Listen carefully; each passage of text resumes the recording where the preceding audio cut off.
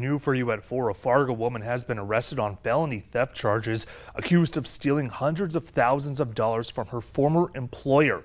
Lima Lopi is charged with theft over $50,000. Court documents say that the owner fired her back in May after a trade show in Sioux Falls, South Dakota. Around that time, he conducted a review of his inventory and found 500 collectible banknotes were missing, valued at $250,000.